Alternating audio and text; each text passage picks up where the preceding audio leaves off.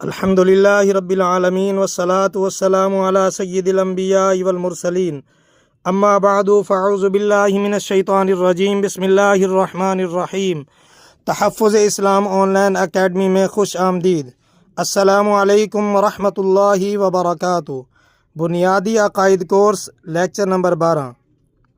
سوال نمبر 55، مرد یا عورت کفر کر بیٹھے تو ان کے نکاح کا کیا حکم ہے؟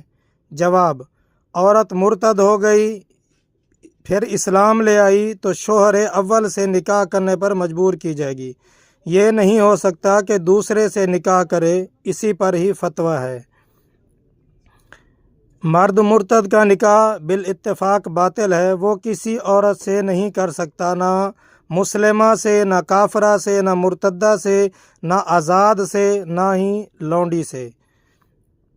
سوال نمبر 56، تجدید نکاح کیسے کیا جائے؟ جواب، مرتد ہونے کے بعد اگر کوئی دوبارہ اسلام میں داخل ہو جاتا ہے تو تجدید نکاح کرنا لازمی ہے۔ کیا طریقہ ہے؟ تجدید نکاح کا معنی ہے نئے سرے سے نیا نکاح کرنا۔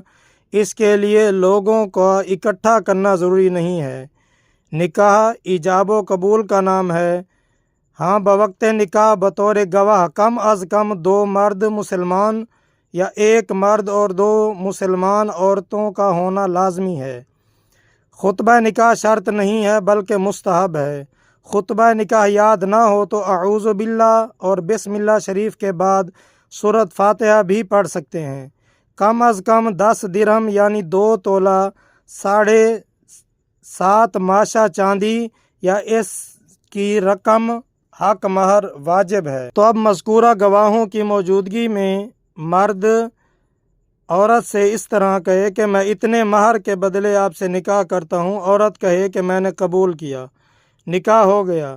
یہ بھی ہو سکتا ہے کہ عورت یہی خطبہ یا سورۃ فاتحہ پڑھ کر ایجاب کرے اور مرد کہے کہ میں نے قبول کیا، نکاح ہو گیا۔ بعد نکاح اگر عورت چاہے تو حق مہر معاف بھی کر سکتی ہے، مگر مرد کو بلا حاجت شرعی عورت سے مہر معاف کرنے کا سوال نہیں کرنا چاہیے۔ مرتد عورت ہو یا مرد ہو، ان کا ذبیحہ مردار ہے، اگرچہ بسم اللہ پڑھ کر بھی ذبح کریں تب بھی وہ مردار ہے۔ جب تک وہ ایمان نہیں لے کے آتے، اپنے کفر سے باز نہیں آتے، ان کا ذبیحہ مردار ہے۔ سوال نمبر 57، ایصال ثواب کرنے کا طریقہ کیا ہے؟ جواب، آج کل مسلمانوں میں خصوصاً کھانے پر ایصال ثواب یعنی فاتحہ کا جو طریقہ رائج ہے بہت ہی اچھا ہے۔ جن کھانوں کا ایصال ثواب کرنا ہو وہ سارے سامنے رکھیں یا سب سے تھوڑا تھوڑا نیز 1 گلاس پانی بھر کر سب کو سامنے رکھ لیں۔ اب تعوذ اور تسمیہ پڑھ کر سورۃ الکافرون 1 مرتبہ، سورۃ الاخلاص 3 مرتبہ، سورۃ الفلق اور سورۃ الناس اور سورۃ الفاتحہ یہ 1 مرتبہ پڑھیں۔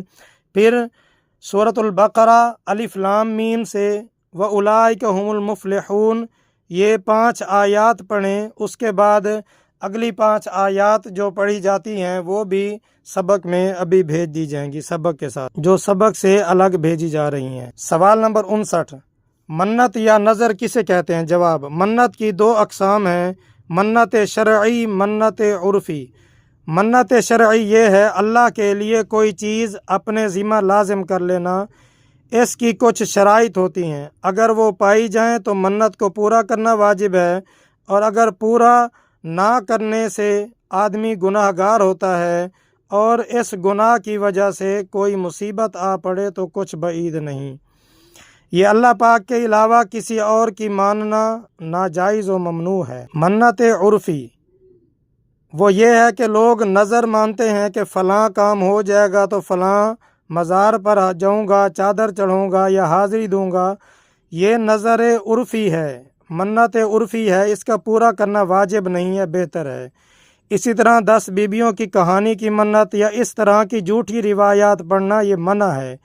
پڑھنے سننے والے سب گناہ گار ہوں گے۔ منت صرف نیک کام کی ہوتی ہے، گناہ کی منت ماننا بھی حرام ہے۔ سوال نمبر 60، قبر کے اندر تبرکات وغیرہ رکھنا جائز ہے؟ جواب، جی ہاں، قبر کے اندر تبرکات وغیرہ رکھنا جائز ہے، باعث ثواب ہے، میت کے لیے دافع عذاب بھی ہے۔ یہ صحابہ کرام علیہم الرضوان سلف صالحین کے عمل سے ثابت ہے۔ اختصار کے پیش نظر دو مثالیں۔ حضرت امیر معاویہ رضی اللہ تعالیٰ عنہ کی وصیت تھی کہ حضور صلی اللہ علیہ وآلہ وسلم کی قمیض مبارکہ میرے کفن کے نیچے بدن سے متصل رکھنا، اور آپ صلی اللہ علیہ وآلہ وسلم کے موئے مبارک یا ناخون ہائے مقدسہ کو میرے منہ اور آنکھوں اور پیشانی وغیرہ اور سجدے کی جگہ پر رکھنا۔ دوسری مثال حضرت انس بن مالک رضی اللہ تعالیٰ عنہ نے فرمایا، یہ موئے مبارک سید عالم صلی اللہ علیہ وآلہ وسلم کا ہے، اسے میری زبان کے نیچے رکھ دینا، جب مجھے دفن کرنا تو میری زبان کے نیچے رکھ دینا۔